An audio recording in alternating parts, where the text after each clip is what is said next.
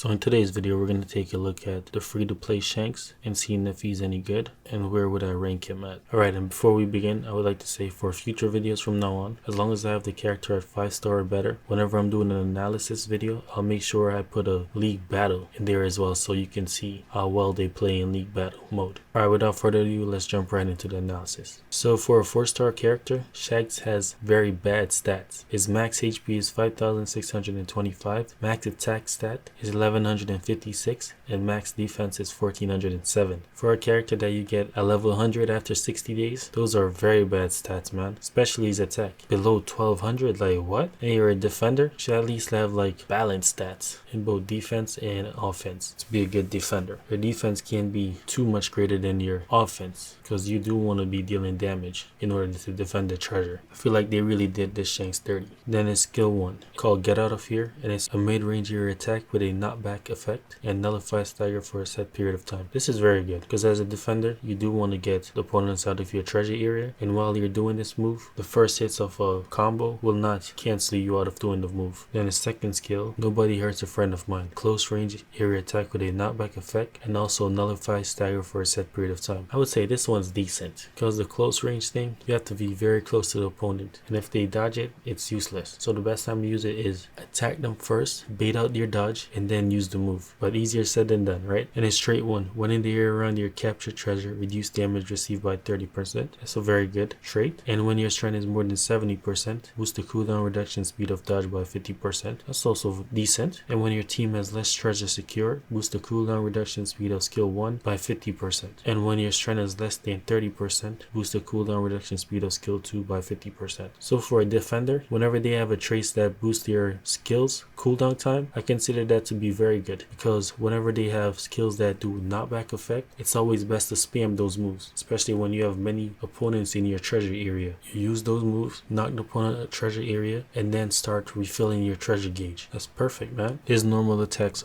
they're okay. They're nothing great. He jumps all over the place with each attack. His movement speed is okay as well. His stats are what's holding him back from being a very good character. So with that being said, I would consider Shanks to be a A- character. Alright, and now let's jump into some league battle gameplay so you could see how well he plays.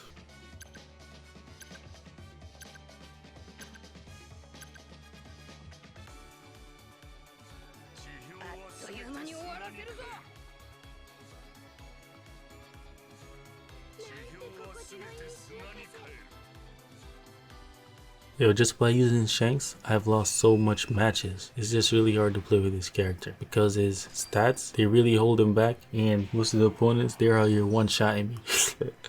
So to start off with, I'm just usually here trying to fill the treasure gauge, so it's harder for the opponent to capture the treasure. And as a defender, it's my job to stay mostly around the treasure area, my own treasure area, because I do get increased cooldown time for my skills, and I do take 30% less damage in my own treasure area. Runners and attackers, they don't recover the treasure gauge as fast as defenders. So whenever you're using defenders, always make sure the treasure gauge is full, so your opponent has a harder time capturing your own treasure.